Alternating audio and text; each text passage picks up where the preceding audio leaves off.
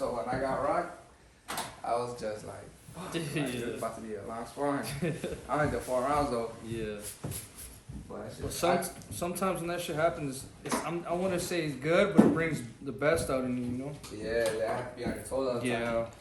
Yeah, but when you go and spar those guys, bro, you gotta be 100% ready. Mentally, not fast. Those dudes are all fucking good ass experience.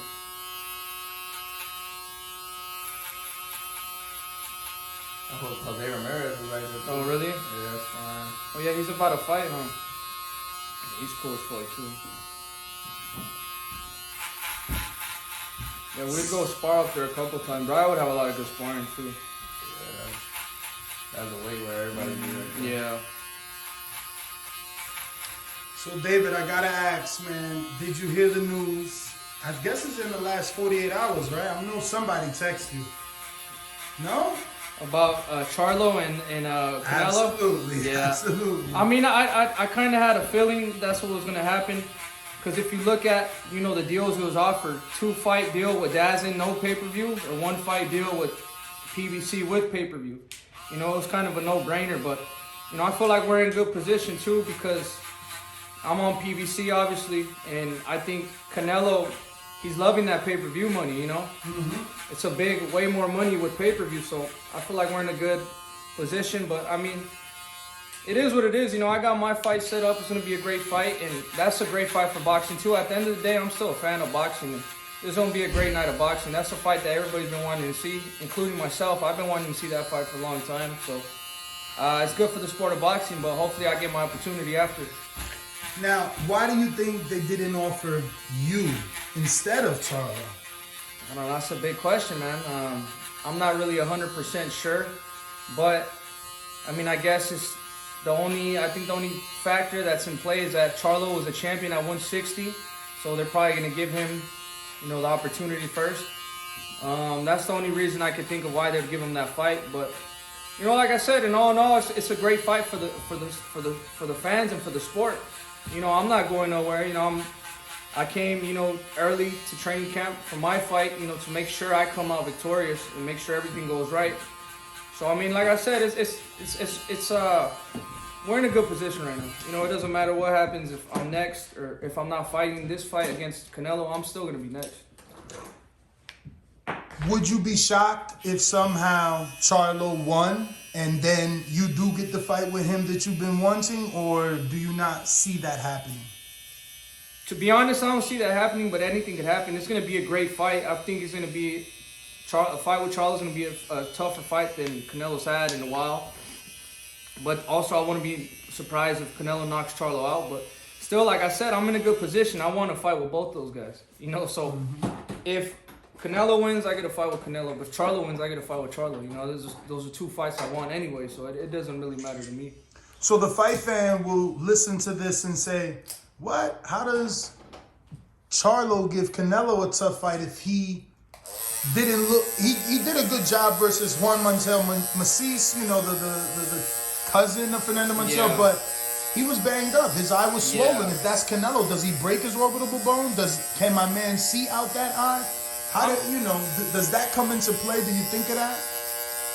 I mean, what I always think about is maybe in the fight with Montiel, he wasn't focused. You know, he probably thought he was gonna go in there and just knock him out, just being cocky like how he is. I mean, you would take nothing. I don't take nothing away from fighters. You know, sometimes it's a person I don't like, but the fighters, you know, I don't got nothing bad to say about them. You know, Charlo, he's been a great champion, and that's why a lot of people have been, you know, calling for the Canelo and Charlo. Because in all, it's a great fight. Both those guys are focused. It's going to be a great fight. But like I said, I still think, I'm not saying that he goes in there and he knocks Canelo out. I don't think he knocks Canelo out. I think it's going to be a good fight if he's in there focused. But I think there's a bigger possibility of Canelo knocking Charlo out than Charlo knocking Canelo out. But it's still going to be a good fight. Absolutely. Did you see his post maybe 2 weeks ago? And he put biggest super middleweight in the world on his story. Charlo? Yeah. I see that. It's all cap, bro. It's all cap.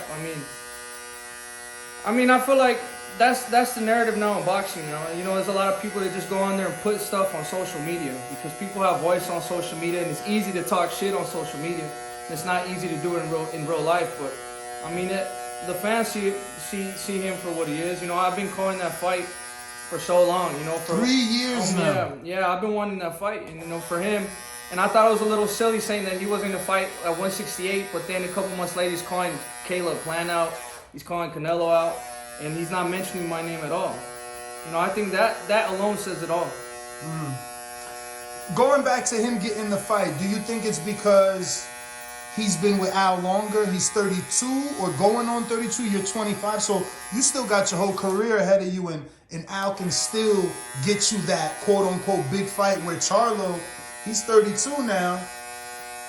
You know, he's closer to his time being up than you are because you're so much younger. Yeah, definitely. I do think that plays a big factor in it. You know, like I said, he didn't look good his last fight. He is about to be 32 years old. So I think he's a little bit closer to the end of his road.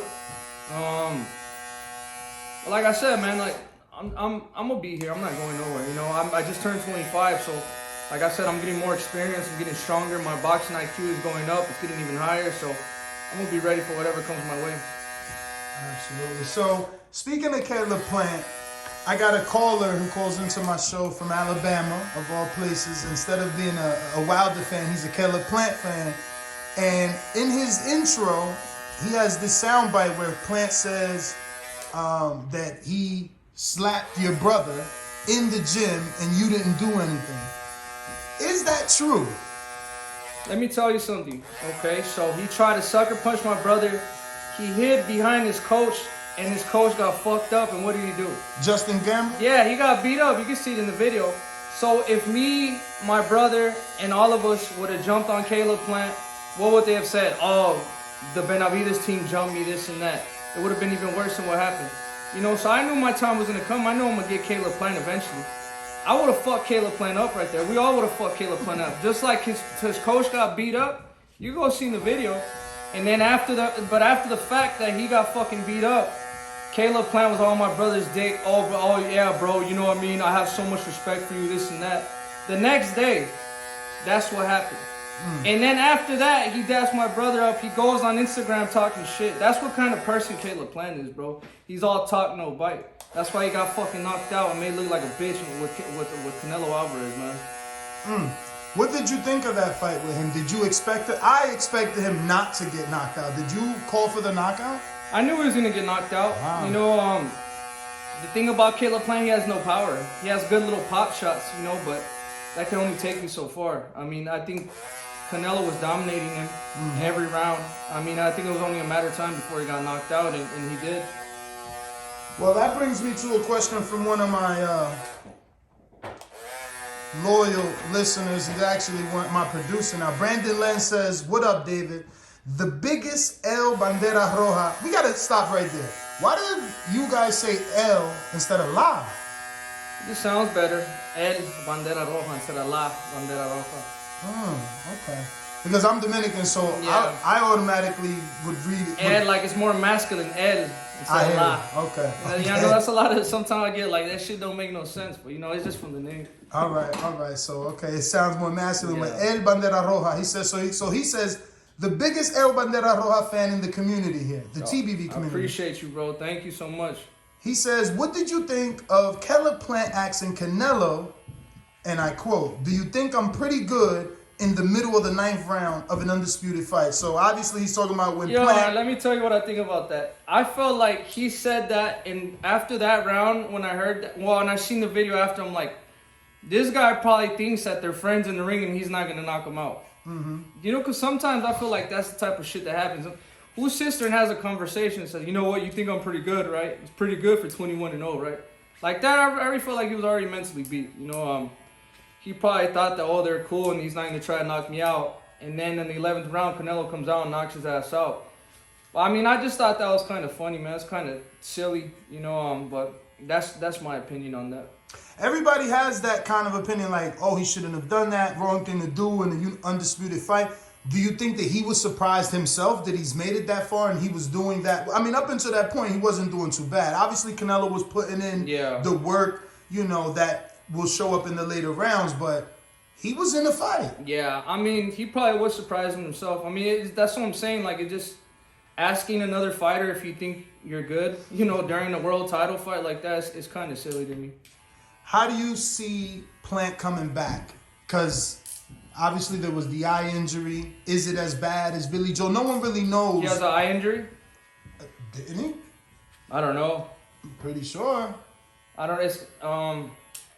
I didn't know anything about an eye injury, but I mean, I'm sure he'll come back. You know, he has to bring his ass back so I can beat his ass. So you still want that fight? I still want that fight. Do you think you get it though? Because he's barking up the Charlo tree right now. Like I said, these people don't want to fight me for a reason, man. I've been here, I've been here for a long, long time already. I'm still, top 3, top 2.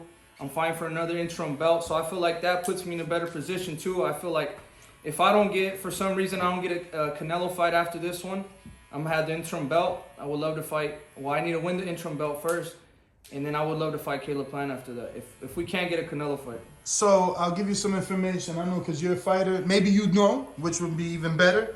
But if you don't, you're supposed to be fighting, not knowing the rules of the WBC. But as an interim champion, you're entitled to 45% of the purse. Oh, really? Oh, yeah, wow. so the champion gets 55. So if you're the interim champion with the belt, and then Canelo finally gives you the shot as the champion, the split should be 55-45, which is what the split should have been for. Well, that's good information. I didn't know that now. But this is why I'm going here, because Tyson Fury, Dillian White was supposed to be 45-55. Yeah, now it's 80-20.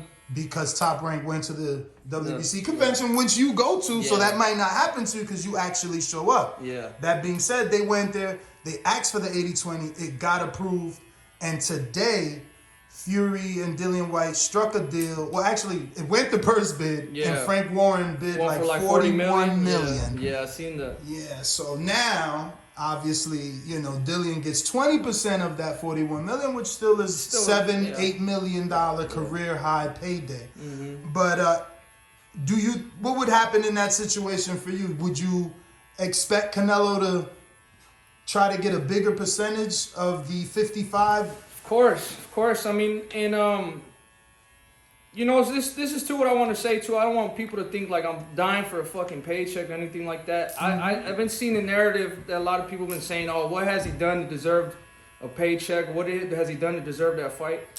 I'm number one in the rankings. Yeah. I don't gotta if I don't have to beat nobody. If I'm been there in the rankings, I've been being who I'm supposed to be, and I'm number 1. I've been champion 2 times already. After this fight comes out good, I know I'm gonna be the WBC interim title. So I've been putting in the work. You know what I mean? I feel like people got this shit that you need to be there thankful to get a check or thankful to get a fight. I mean, it's not like that. I'm in here, I'm getting my spot. I'm earning my spot. I'm not getting no handouts. But I mean, if he wants to get a bigger percentage of the check, it's fine. He's entitled to it. I don't got no problem with that. I want the glory and I want the opportunity to fight him, and I'm gonna earn that.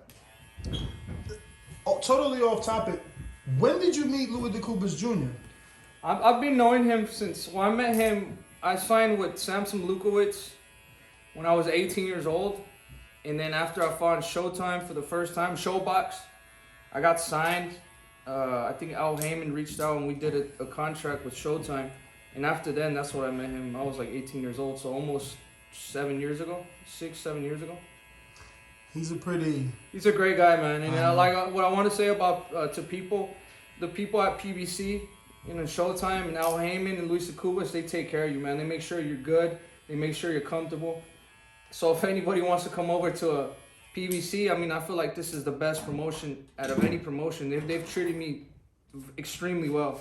From sometimes giving me even more money than what the contract says. Because sometimes, like with COVID, would happen, and then you spend money on training camp, and then they give me a little bit extra on the side. You know what I mean? And that's something that's really, for me, they didn't have to do that. Mm-hmm. It was as from where you're going to the UFC, and these people have to start GoFundMe accounts to get training camp money. Mm-hmm. These people at PBC make sure you're 100% right, and they make you feel more than comfortable. And if Luis DeCubas has made me feel like family, man, and like I said, I'm very grateful and very appreciative for everything they've done for me. Did you know how old he was? He's only 28, right? Isn't that crazy? Isn't that amazing? 28. I didn't know. I thought he was in his 30s, but It's amazing, and that's the thing about him, man. He's a hardworking man. You know, he's always makes sure everybody's good. He's on top of his job always, and just to see him, the level of success that he has at 28, honestly motivates me even more because he's a young guy, just like me, man. And he's fucking 3 years older than me. So that's just crazy, bro. It's just, but that lets you alone just makes it helps you see if you dedicate, you know, your life and, you know, work as hard as you can, you could get really big in whatever you do. Absolutely. So he has another fighter in the 68 division. You heard of him? Morrell? Morrell. That would be a great fight too. Like I said, bro, there's a lot of great fights to be made. Canelo's not the only fighter here. You know, I feel like everybody's just waiting around for the Canelo fight, but there's great fights for David Morrell, Caleb Plant, Charlo, Edgar Berlanga. You know, there's so much great fights to be made. So, like I said, if I don't get that fight with Canelo, I would love to carve my own way and make my own name. You know, I feel like I'm the best in the world, and I'll take on anybody to prove that. So let's start with Edgar Berlanga. Obviously, he's got the Steve Rose fight, common opponent with Gennady Golovkin. Does he do better, just as good, or does it go 12? I don't know, bro. To be honest with you, his last fight, I thought he was gonna take care of it easy, but he didn't look too good his last fight. But I mean, I guess you just live and you learn, and you go in there and you work on stuff that you need to work on. I mean, I feel like he's learned from his last fight, and he's getting better. So I feel like it's up to him, you know. I mean, from what I seen the last fight, you know, I don't want to predict anything because I thought the last fight he got dropped and he didn't really look too good. He was looking for one shot. So I don't know. I guess we'll see. But I want him to get better, bro, because that's the fight that I want for myself. I felt like that would be a huge fight for the Mexican and the Puerto Rican people. It could be a huge, huge fight. So, you know, I want him to do good, and hopefully one day we can meet in the ring. How many years you think that fight is off from being? I don't know. I couldn't tell you. I mean, if you look at it, we're the same age. Well, he might be a year younger than me. So I mean, it's not saying that he has to get ready or he has to go through more because we're the same age. You know, I was champion when I was 20 years old. Champion again when I was 22. So it's not that he's young. He's not too young. You know, he just, I don't know. I just don't know what. Some people just improve faster than other people, I guess. Absolutely. You know, he's with Keith Conley, who does very good business with Al Heyman, and he's only on a 2-fight deal. Like, his top-ranked deal ended. They did a new one for 2 fights. Yeah. So it's this one and one more, so he still could end up going to PBC. Well, then maybe. I don't think Top Rank will let him go. I think they'll give him a good check. But, like, I don't know. I mean, it's just, we'll see what happens, bro. Like I said, there's a lot of good fights. A lot of good fights to be made in super middleweight division. I'm excited for every one of them. I'm working hard, and come on, I'm ready for anybody. But what's your thoughts on Morrell? Have you watched him fight? Like, physically watched him fight, or you just know about him? No, I watched him fight. Yeah, he's good. He's super good. He's very talented. He's very technical. And like I said, that's a fight I want. You know, that's a fight. Was he an Olympian? He won a gold medal or something like that? Oh, I didn't know he won a gold medal. Or was he just Olympian? I would have to double check if he. But he's good, bro. Like I said, he's powerful. You know, he moves good movement. And he's fast. You know, and that will make a good fight for the fans. You think the fact that he's with Louis and you're with Louis makes it easier or more difficult? Because the way I look at it from a business standpoint, if I'm Louis, David could get a Canelo fight. Morrell can get a Canelo fight. That's 2 separate fights, 2 separate checks and events. I don't know, bro. I don't know. Sometimes you think fights are easy, but they're not easy to get made. You know, I feel like with me and Caleb, that fight could have been happened, and it hasn't happened yet. But like I said, we're just gonna be here, be ready. Me, I've never turned no fighter down. I've accepted every fight, and I've requested that we make these fights happen. Like with Charlo, I called Al Heyman, or I called Luis Tacuba, and I asked him to make that fight happen. He said, if we can make it happen, we'll ask them, but I don't know what happened with there. I asked with Caleb Plant, you know, and I even asked for Edgar Berlanga too when I was in Big Bear. And I mean, it's just not that easy to make them happen. Yeah, man. So I guess I know you see the narrative that you don't deserve the shot because you lost your belts. What do you feel about that? I'm still here. You know, I'm still number 2, number 1 contender. You know, I'm still beating the fighters they need to put in front of me. I've never lost. I was 2-time world champion. I mean, I feel like that has really nothing to do with anything. I feel like if somebody beats me, it's a very good name for them on their resume. 25-0, 22 knockouts, 2-time world champion. You know how much respect they would get if somebody beats me? Or, you know what I mean? And then sometimes, too, I feel like the fans just need to shut up and be happy, bro. Like, I'm trying to make the best fights possible for you guys. Well, you guys want to keep seeing these bullshit-ass fights happen. You know what I mean? So, like I said, they can say whatever. They can say whatever they want, but I'm doing this for the sport of boxing. I'm trying to get the best fights made possible. Why do you think that Plant fight didn't happen? Like he has a post on his social media. It's probably 2 years old now, maybe of Samson, and him pointing to Samson as the reason the fight didn't happen. And it's a video of Samson basically saying you are not ready, that you're still young. So okay, you can say that, but when that fight, when he fought Caleb Truax, I was in camp at the same time. We requested for that fight too. It would have made sense. I was still number 1 or number 2. You know, I mean, I had lost the belt for myself, but I'm still there in the rankings. And in the IBF, I was in the rankings too. I told them, let's make that fight happen. They didn't want to make that fight happen. They went in a different route, and he looked like shit against Caleb Truax. You know what I mean? Wouldn't that have been a better fight? Wouldn't that have spelled better for the sport of boxing? The winner of Benavidez, Caleb Plant, got Canelo. It would have made more sense, but who was not ready at that time? I was ready. We called for that fight, but he didn't accept it. For sure. So I got Mr. Adore that says, what are your thoughts on fighters? Oh, this is definitely an indirect at Charlo. What are your thoughts on fighters or champions that haven't unified calling out fighters that are not in their weight class? No, I really don't have no opinion on that, bro. I mean, he's still going to end up getting the fight anyway, so I mean, it don't really matter.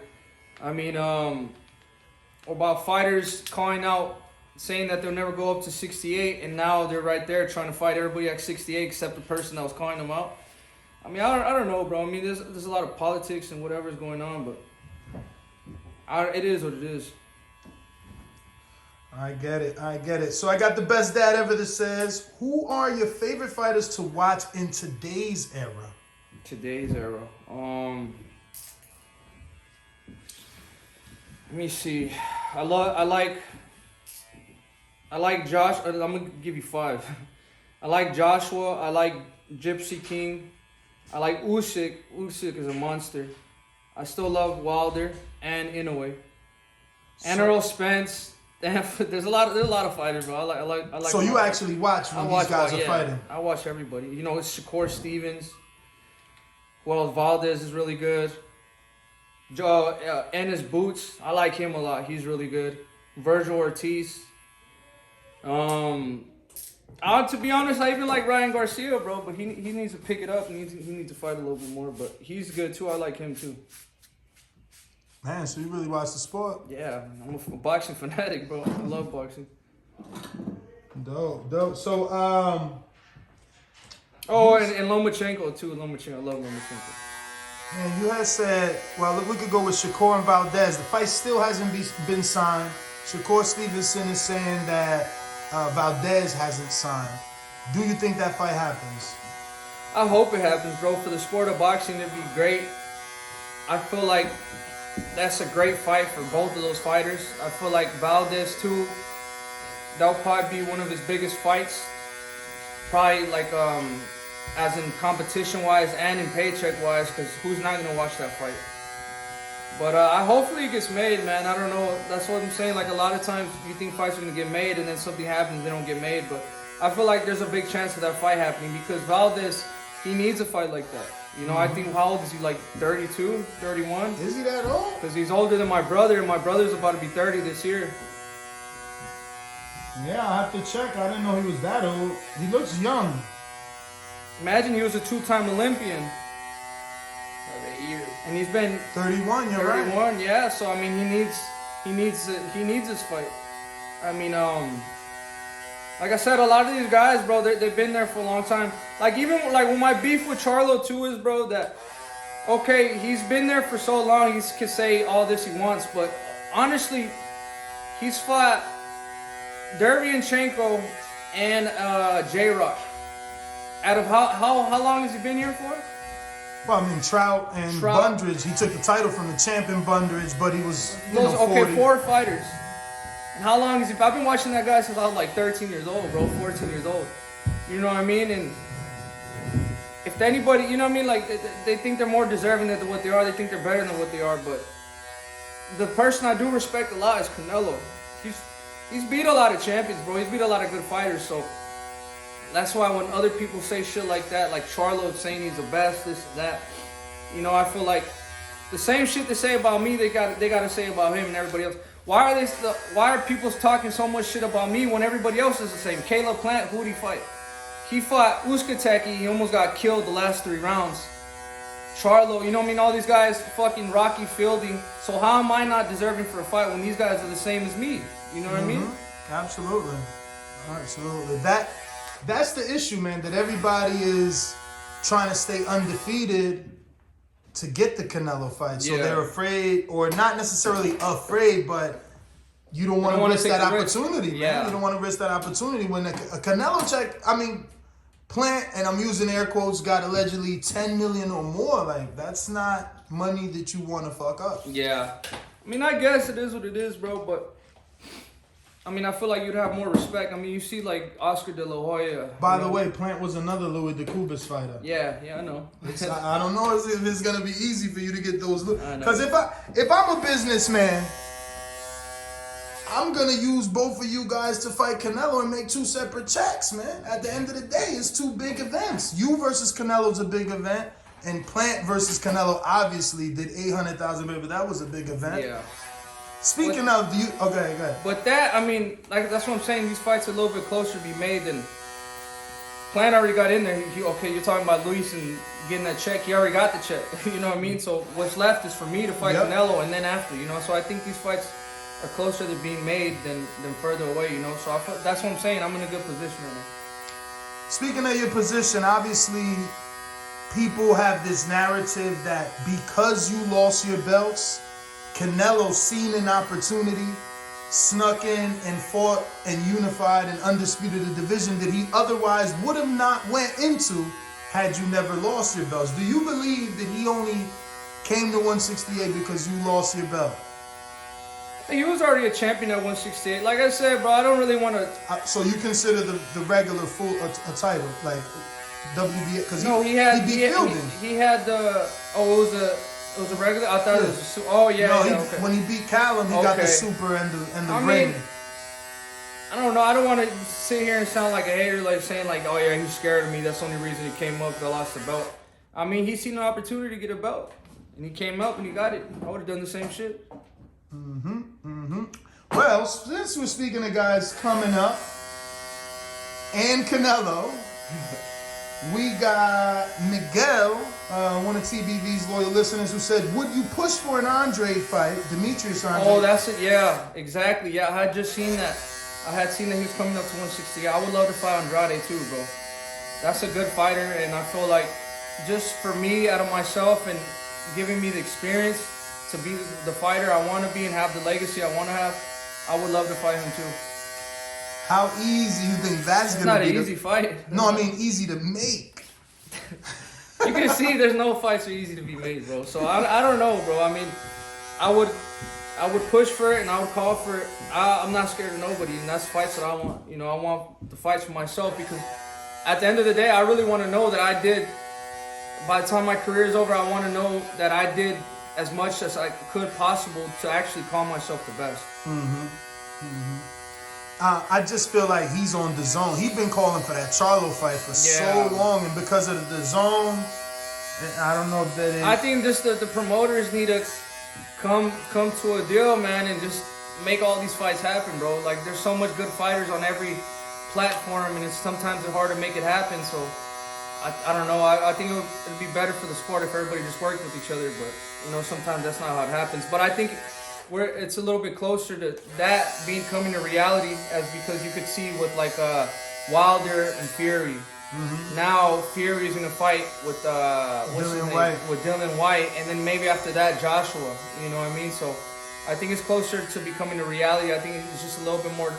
We need a little bit more time to put these fights on, and then I think at the end of the day, the platforms and the promotion companies will see that it's very lucrative for every side to make these fights happen, make the biggest fights happen.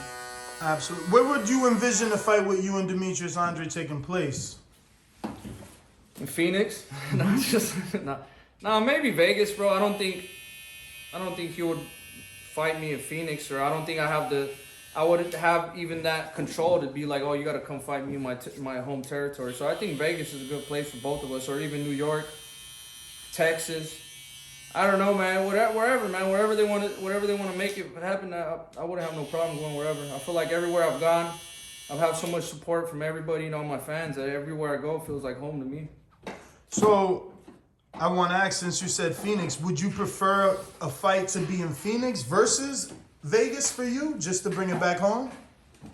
No, not really. I mean, it just depends on the fight. I mean, I love Vegas too. I fought in Vegas a couple times.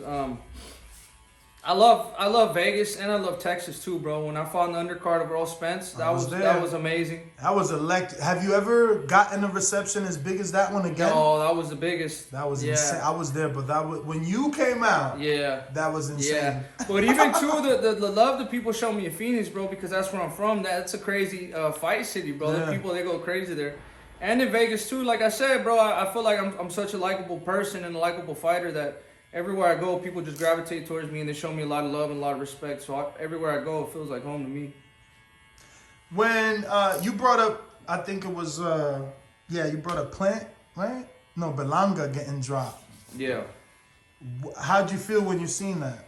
I was shocked, but I was shocked of how much of success the other guy was having. Because he was just moving around. He was touching up Berlanga with ease. Well, not with ease because his face was busted up, but he kind of just. I think Berlanga too, when he gets frustrated when he doesn't land that one shot, and then he leaves himself open. As you could see, he was trying to land a big shot, and then he got dropped. But it was a little shocking. How do you compare that in contrast to your time being on the canvas? So that's completely different because I wasn't hurt like that. It was more of an off-balance shot, but he really got rocked. You know what I mean? Like I said, you live and you learn. You live and you learn from your mistakes. That probably opened his eyes up a little bit more, because sometimes you might be able to walk through shots in sparring, but in fights, it's completely different. So I think I want to talk about the weight, right? Because I don't know if anybody's ever interviewed you and kind of get your side of the story. And if they have, I guess I haven't heard it. But is making weight a struggle? What was going on then? Because obviously you haven't moved up. You're still in the same division. So did you just had to learn your body because you're still young? What took place? So what happened with me, it was just being unprepared for the situation that was going to happen. That was my first time with coronavirus. So I didn't have really access to so now I go to the sauna every day, it's part of my routine. And LA Fitness was closed at the time, and then by the time we got over there, fighters cut most of their weight the last week of the fight. So what made it even harder for me is that we're locked in a bubble. So you get there, we got to, We got to Connecticut Monday. We had to spend all of Tuesday, in the room. And then Wednesday, we got left out, or we went out at 6 p.m. But you're only allowed to be in the gym downstairs for 1 hour. No bags, no sauna. It was just a treadmill and an elliptical for 1 hour a day. You know what I mean? And then, you can't even go and get the right food you need for they brought you food, and sometimes you need a cut. You need to drink 1.5 gallons of water a day. I couldn't get that. And then, it was just a hard situation, bro. It was my fault. I came in unprepared. I came in a little bit higher than I should have, and I paid the price. So the narrative that you're undisciplined is obviously the wrong thing. This was a one-time situation. Yeah, and obviously it was situational because of COVID. I've been at 168 for this is my 9th year. I missed weight one time. That's it. You know, I feel like those are pretty good odds, you know, to be honest with you. But I mean, people, I mean, I really get caught up in what people say. People say I'm undisciplined, I'm this and that. I party, I this and that. I mean, I don't care. At the end of the day, I'm here. I don't fight until April 30th. I'm here in camp. All my camps are 3 months, you know, so I work my ass off and I'm ready for each and every single camp. So if people want to say I'm undisciplined and I don't do nothing, when I spar in the ring, I do 3 different sparring partners. I get up to 15, 16 rounds sometimes. You know, you don't get that one being undisciplined. You know, so I mean, I don't really care about what people say. You know, a lot of people just talk a lot of, say a lot of trash, talk a lot of stuff. That doesn't faze me at all. Speaking of it not phasing you, I guess I'm doubling down on that. Like, when you say that, how much do you believe it and how much of it is true? Obviously, a guy like Ryan, you know, he claims mental illness because of the comments. And, you know, he has so many fights that don't happen. Then he gets those comments. It's depressing. But I think he just brings it upon himself, bro. I feel like, you know, he said he was going to get the Pacquiao fight, and then the Tank fight, and then he puts this pressure on himself that he's gonna knock Tank out in 2 rounds. You know, he just puts a lot of unnecessary pressure on himself, and then him just being who he is. He has so much people on his Instagram and in his Twitter and all that. There's fucking thousands and thousands of comments, people just talking shit. That's why, like, it's not good to look at comments sometimes, and then you bring so much negative stuff about you so much time, you know, and I think because of the type of person he is and the way he carries himself, he gets even more hate, you know, because people try to try him. You know what I mean? That's why I feel like you just got to stand your ground, you know? If I have somebody talking shit to me on Instagram, best believe I'm talking shit back, you know, until they shut up, you know, but that's just the way I am. I don't let people talk to me in any type of way I don't want to. But some people just don't have that in them, but... Should I get your water? No, I'm good. But, I don't know, bro. That's what I'm saying. Once you're held on that high of a platform, it's you got to be strong, bro. You just got to say fuck everything and not worry about so much what people say, because people are gonna talk regardless. You know, it doesn't matter what they say, as long as you know in your heart that you're giving 100% of yourself every day, working hard, doing what you gotta do. What people say don't matter. So another one of your stories, soon it'll be legacy, right? The David Benavidez legacy is that you were so young early on, while your dad was training your brother, and you've gotten to spar all these big names as a adolescent, then a teenager. I mean, can you tell us something about the beginning and when you knew you wanted to be a fighter, a professional fighter, though? I didn't know until, honestly, I was like 13 years old. I had been training my whole life since I was like 2 years old, and I had been sparring. I was doing really good, and then I think where really like I found out is when I gained all that weight, because I had let all that work go to waste. And I looked at myself in the mirror one day, and I didn't really recognize myself. I was so big. I was 12 years old. What happened to gain all that weight? So my brother turned pro, and he got signed. He went to California in Hollywood. And that was the first 2 years I didn't have to train. So you go from like training every day, you know, having to run, having to train every day, and then your dad leaves and you're free. You can do whatever you want. You don't have to train. You can eat as much as you want. Nobody's on my ass. And I was just eating too much. My eating habits got, you know, out of control. And then, I gained weight quick. You know, I had a big appetite. So how much did you gain? I was 170 pounds, 180 pounds. And then I gained I got up to 260 in like 2 years. A year and a half, maybe. No working out in 2 years. No working out. My workout was eating. That was the workout. So how old were you? I was like 13 years old, and then my mom, she would be working and stuff, so she couldn't really keep an eye on me, and I just didn't want to do nothing. And then I looked at myself, I'm like, damn, man, I'm either gonna go this way or the other way. I'm either gonna hit a point of no return, or I'm actually gonna get my stuff together and, you know, actually lose weight. So when I went to Hollywood with my dad, North Hollywood, in the wild card, it was just to lose weight.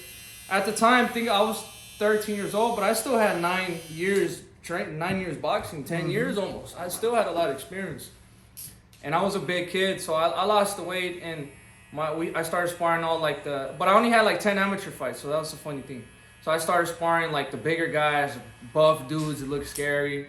And then the dudes that had, you know, they're declared amateurs. And then I got to spar Latif Coyote. I think I was 14. Yeah, cruiserweight. Big dude, bro. He's scary dude. And I'm like, fuck, this dude must hit super hard, but like, honestly, I just wanted to make my dad and my brother proud. So, I just wanted to make them proud. So I'm like, I'm not going to run from nobody. And I'm going to stand my ground. If I get knocked out, I get knocked out. I don't care. So I know myself, I've never ran from nobody. And it turned into a great sparring, bro, and everybody was... with Coyote.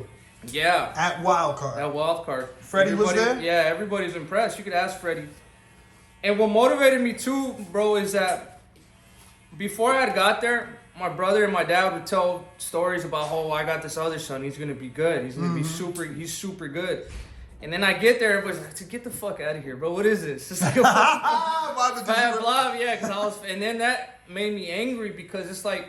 All the work I had put in is like everybody just discredits me because I'm fat. Yeah. Like I ain't spent my whole life boxing already. Mm-hmm. So I'm like, all right, I think that's what initiated the fire in me, man. So wait, the day that you got to the gym and they're like, this guy, did you get to spar in front of them? No, I didn't get to spar. Oh, so they didn't get to see you in action yet. No, I lost weight. I started losing weight. And I got to like 190 and then I started sparring them guys and I got to 180, and then I want to go spar Kelly Pavlik. Oh, nice. That was when I was 15. I had a great sparring with him. And that really... How'd that happen? It was just my dad. My dad's everywhere. Since everybody knows my dad, you know, like, is there an opportunity we could go spar? And that's how it starts.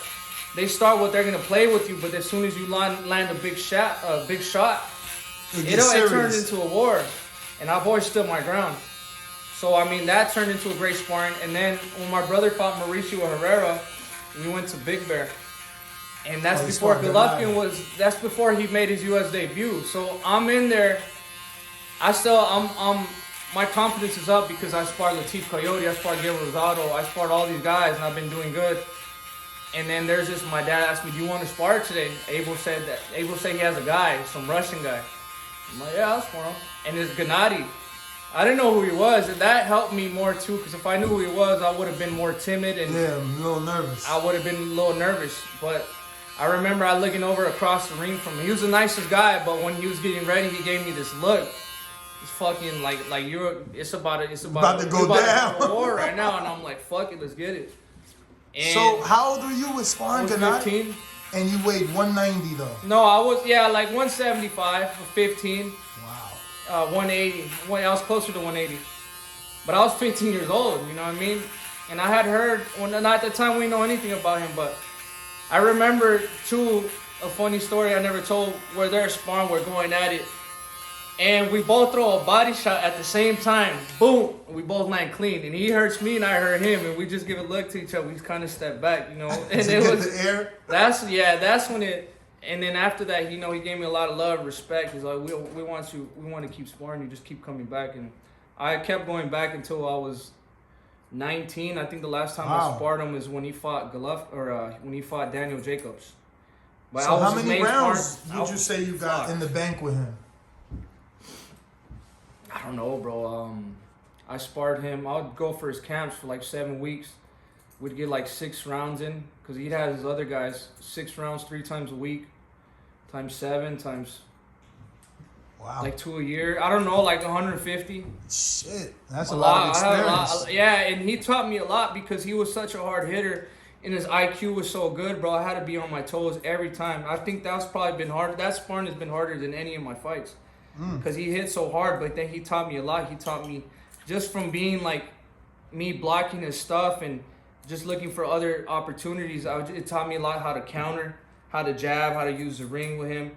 And he's always been a cool guy, bro. He's been like, I kind of see him as a mentor. You know, he had me train with him, doing all his workouts and stuff. And he's always been a super nice guy. So, I mean, I have a lot of love and respect for that guy. Works hard in the gym? Yeah, definitely. Yeah, he's one of the hardest workers I've ever seen. So, did you expect the outcomes of the Canelo fights with him? I felt like he won the first Canelo fight. The second fight could have won either way. But there were good fights, bro. I mean, obviously, Canelo, he's top dog right now. So, yeah, I knew it was going to be a hard fight for him, but he did really good. You know, I enjoyed both the fights. Being hit by him, when Canelo, I think it was the second fight when he took that right hand and he The rolled first with fight. it. The first fight, Were you surprised by that? Because No. I was shocked that Canelo rolled with it. I thought he was gonna get hit that one time flush and we were gonna see a better reaction. Like that was a defensive reaction. He showed his IQ in that fight. Nah, he has a good chin, and both those guys, bro, you would just see how. I wish the third fight would have been made earlier, you know, because I feel like a lot of time has passed by now, but it was still like when you think about boxing, this is the type of impact I want to have on the sport too. When you think back on those fights were great. They were amazing, bro, and they would never be forgotten. Huge events too. Yeah. Huge events. But that's what's plaguing boxing though. Like even Gennady doesn't want to fight anybody. He won't fight Andrade that's on Dazn because he knows that third fight with Canelo is there. So yeah, it's tough, bro. It's tough. I wish. You know, a lot of people criticize the UFC sometimes, but what they do is that they put their guys to fight. So, I mean, I wish... Hey, you go in the front door and the pizza's there. You get it. Okay, I'm going now. That's what I do admire about the UFC, bro, that them guys are fighting. Everybody fights, you know. They don't leave no stone unturned. And I wish, like, the boxing community would pick up on that a little bit, but... And then you kind of it goes hand in hand. Like, they don't really pay their fighters, and then on the other side, boxing is getting paid. So, but I mean, I wish they would push for the fights a little bit more. Yeah, I don't know if you follow Jake Paul, but he's like on Dana about this nonstop. He has something going on with Dana. But yeah, I heard that he bought stock in UFC or something, and now he's trying to get them to get their pay put up. And he made a new logo talking about underpaid fighters club. I mean, he's trolling. He got I think he got a song dropping today about Dana White. Yeah, he's doing a lot. Yeah, I feel like with that guy, bro, Jake Paul too. As much as people don't like him, I feel like he's done a great job of marketing himself. And now like he's gonna go into the UFC. Whatever he does, he's super successful, and then you gotta see that, you gotta admire that too. As in a business standpoint, he's a genius. Yeah. Absolutely, man. $40 million he made last year. Yeah. In boxing. That's crazy. And that's money that a lot of boxers, including myself, will probably never see. But that's what I'm saying. Now I feel like it's more marketing yourself and social media and all that stuff. You know, it really has a big impact on everything. You don't even have to be good at anything. You know, you just if you go viral, then fucking that's all you have to do. I mean, that's the sad. No, it's true. It's true. It's true. As long as you got followers, somebody wants to work with you. Yeah. Like them island boys. Like them island boys. Island boys. They're getting money though. They're getting money, you know? And it's crazy, bro. I mean, because they're not really talented singers or rappers, but they got views and they got followers. So. Yes, they do. Oh man, that's hilarious. Yo, them island boys made it everywhere though. Yeah, but that's just the day and age we live in, you know? Yeah. Can't be mad about it. So I got David Maldonado from New York City. He says, no question, champ. I just want to say big respect to you for actually wanting to earn a Canelo fight by calling out other big names in Charlo instead of waiting on the lottery ticket like everyone else. I hope you get the Plant fight if Charlo gets the Canelo fight. Yeah, and then I appreciate the love and support, man. That's why everything I do, you know, I feel like the fans see what I'm trying to do and they see the route I'm trying to take. So sometimes the respect is worth more than the money, you know what I mean? And that's just the type of fighter I want to be. And I really want to be remembered as really trying to make every fight possible. I got Rue in the 504, that's New Orleans. He says, any more info on the Lemieux fight? I think it's going to be on April 30th. We still haven't confirmed the date, but it's going to be in Phoenix, Arizona for sure. It's going to be hometown fight. Yeah, either April 30th or probably a week before. But it's going to be a big fight, man. I think. Which do you know? What arena would you like it to be in? It's going to be the same one, the Suns Arena. So I think it's called the Footprint Center. So I feel like, you know, PBC we're happy with the outcome and how much people came. I feel like still a little bit people were scared that the fight was gonna get canceled. So I think this time it's gonna sell out for sure. I think it was only a couple hundred tickets from being sold out, but now this time it's gonna be sold out for sure. And the last one was for the Kyron Davis fight? Yeah. And he was a last-minute replacement. last How minute many replacement. did he get? 2 weeks? 2 weeks I think notice? 2 weeks, yeah. And it was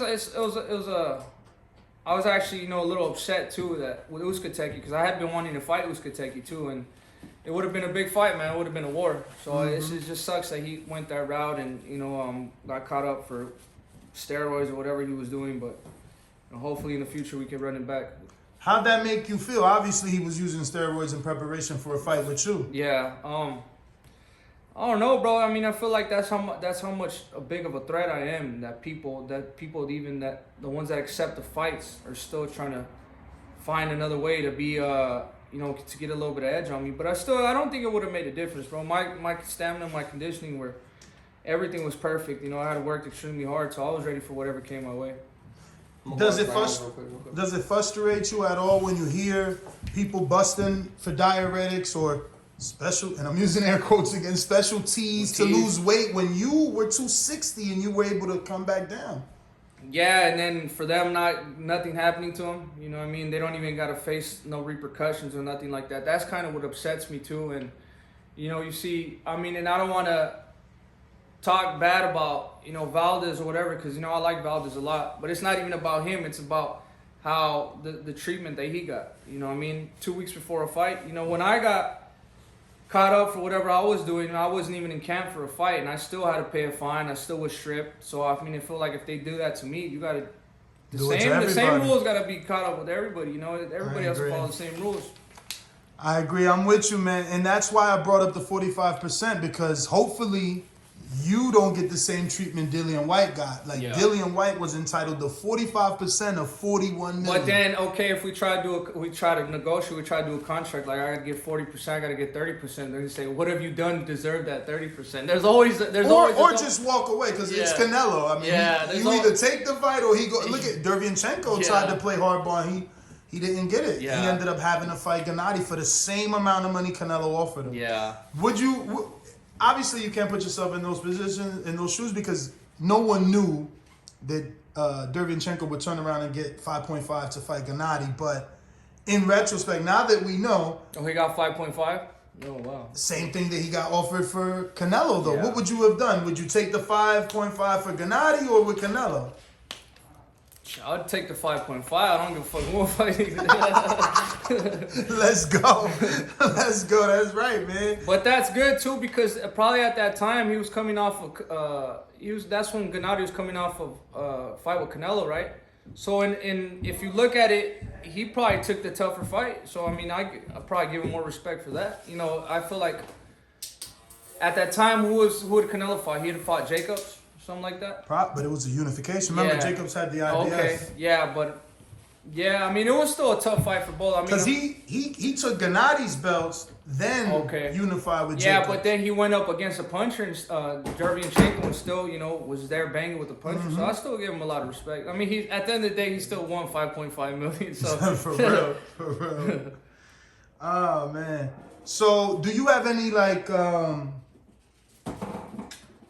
I don't know, how do I phrase this without it sounding like I'm in your business, but you got in this sport obviously to support your family, but do you, for me, I want to buy a Corvette. I'm trying to get that new, I don't know if you've seen it. Did you see the new one? Yeah, that shit's dope. Shit look like a Ferrari. Yeah. All I can think of is that car, so now I'm working towards that. Do you have any big buy that you want to make? Anything that when you were young, you're like, man, when I get rich, when I become a world champion, I'm getting X, Y, Z. I mean, everything has been pretty good now. I got 3 cars. I paid off my house. Bought a lot of jewelry, a lot of clothes. So I've had everything I want up to this point. So now I feel like just putting money away for my son. I do want to buy, a new house in Vegas. So that's, you want to move to Vegas? Yeah, that's what I want. I used to live in Vegas. Okay. But, what part? I used to live in Southern Highlands. Southern Highlands, yeah. Everybody lives in either Sutherland. I have a little cut here. I'm not trying to. I don't want that shit too. I think it's over there. I'm not sure. Yeah, could you ask your dad? Yeah.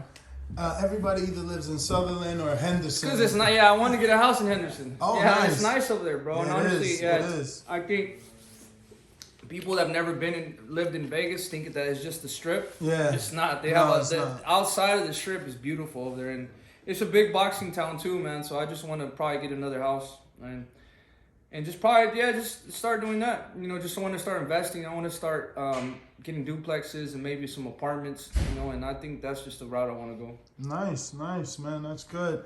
Did you expect everything to come as fast as it did? Because, like you said, you won your first world title at 20. No, I didn't, and I didn't expect to make the money I've been making early on. You know, I've been making good money since I was 20 years old, and I think that kind of threw me off track. You know, kind of with the money and the belts, and that's why I got caught up in doing stuff I wasn't supposed to do.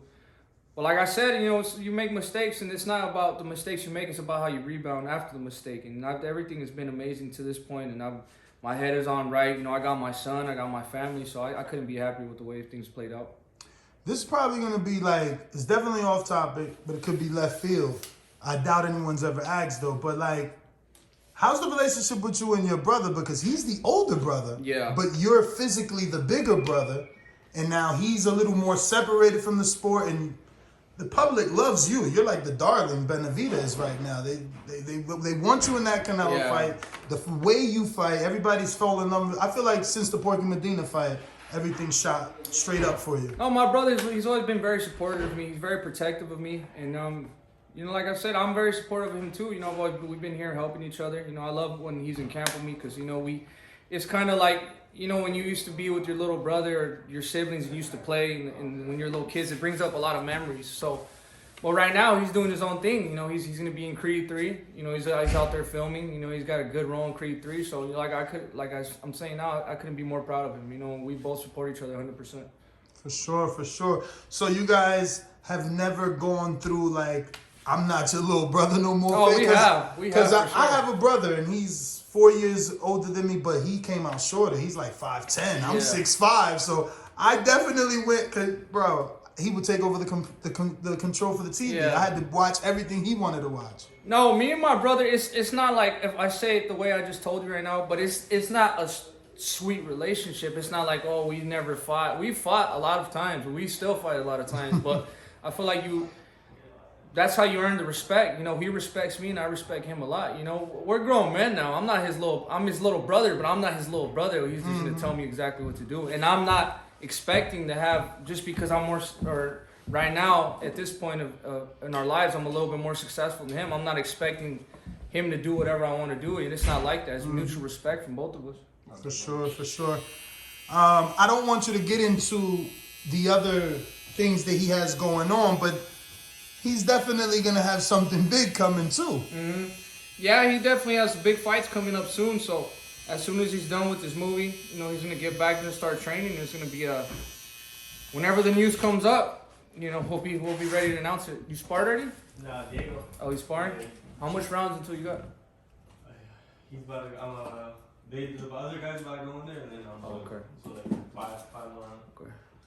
Color sick though. You getting one next? Hell yeah, man. Look at Yeah, he's gonna get a haircut during the breaks and sparring. I got 40 Thief.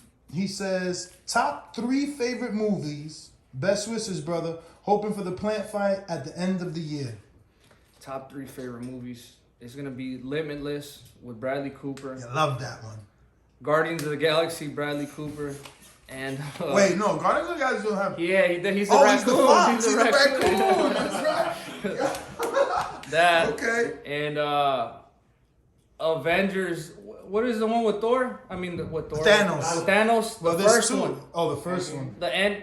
Yeah. Endgame. Endgame. Is it Endgame? That one. So you're into comic book superhero I love it, movie. man. Yeah. Me too. I'm a big fan of that. I just watched that Spider-Man. That shit was sick. The last one, right? Yeah. Oh, man. I was so excited. Yo, the theater I went to was great, too, because people start clapping. Every time a new villain or a new, Spider-Man came back from the past, everybody got excited because I didn't expect all 3. I didn't read or nothing. I didn't find out anything because I don't want... You don't want to spoil it. Yeah. Yeah, I'm a big fan of that, too. I'm excited for the new Doctor Strange is coming out, too. And I like Doctor Strange. Yeah. And then hopefully Batman does good, brother. But they've been fucking up on the Batmans lately. But hopefully the new one is good. Which one is who's your favorite Batman? Christian Bale. Me too. Christian Bale.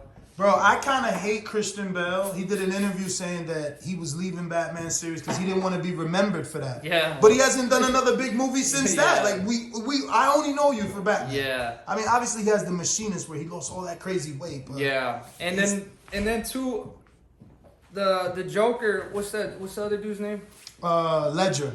Heath Ledger. He was really good, but now I'm seeing Joaquin Phoenix. He did a great job. So hopefully they keep that going. Man, what's the guy's name from Suicide Squad? I kind of like that Joker Jared Leto too. is cool too. Yeah.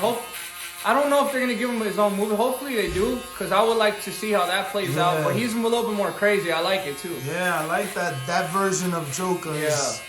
You know, I don't know. Did you follow like the cartoon Batman? Have you ever watched Batman Beyond?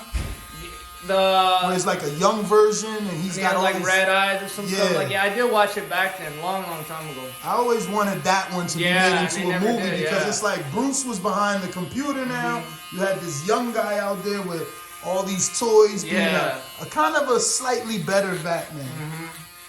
That's dope, man. I love that you into those movies. I watch them all, man. Yeah. Oh.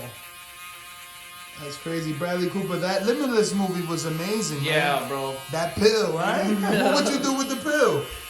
What would I do? I would get into crypto. I'd get into stocks, real estate.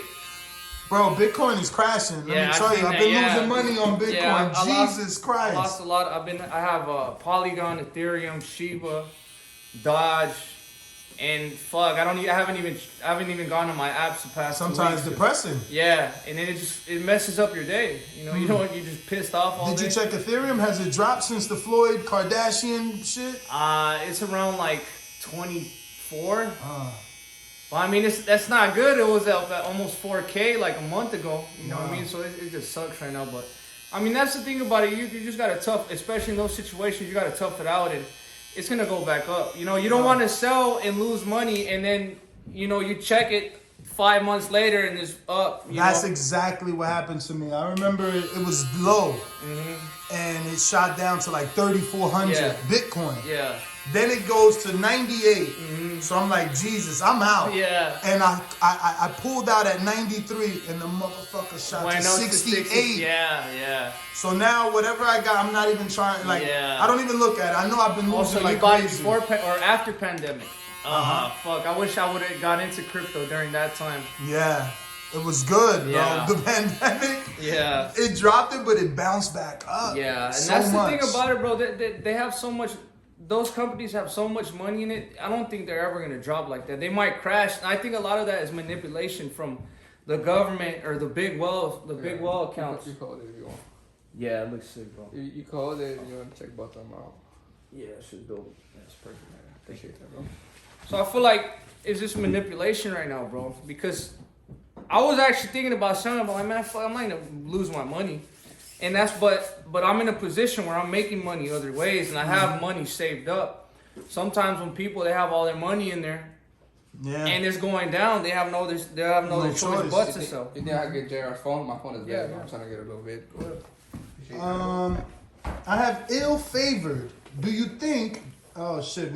So we already answered that. I didn't know he was gonna ask you that. He said, "Do you think discipline is what is lacking in your camp? You remind me of myself, really. You do a bit of indulging like myself and don't have the boxer's body and can chuck him." So obviously, but you answered that. But then let me give it to you again. A lot of the people are ripped up and all this stuff. They don't have no fucking knockouts. Maybe I only got 3 fights. I won by knockouts. The perfect example of that is, I don't know if you follow MMA, but Fedor Emelianenko. That guy is a monster, and he has fucking a dad bod. You know, he doesn't have. But isn't he more of a grappler? Nah, hell no. Really? Well, I mean, I'm sure they all have to know how to grapple, but he has a lot of knockouts, bro. He's like a white guy, kind of heavy set. Russian. Yeah. He was big on Showtime before. Yeah, he was on Bellator, but he's been in the pro game since like the 2000s. Yeah, no, he's been around for a while. Fedor is definitely an old name. We got Scott, the Christian fight fan. What up, champ? Do you see Jamal Charlo ever getting in the ring with you anytime soon? You kind of answered all these. I hope so. I don't know. I can't tell the future, but I hope so. For sure. Well, that is an hour. I'm glad I did it now so it wouldn't be you know, like stressful, but he was cutting your hair, so it worked Well, out. let's go watch the sparring because Ryo's Yes. about to spar. And that's something That's you what want to I see. want to do. too, I man. want to see that. Thank you. For the video, feel free to hit the like, subscribe, and share. As always, if you want to support us to the next level, head over to the patreon.com/ThaBoxingVoice. We have tons of exclusive from Border Wars, Entitled, betting shows, the list goes on and on and on. But in addition to that, if you guys have questions for fighters, trainers, and promoters, this is where you can submit them. We will run out, get these questions answered, and put it back on the show just for you guys. Appreciate it. Peace.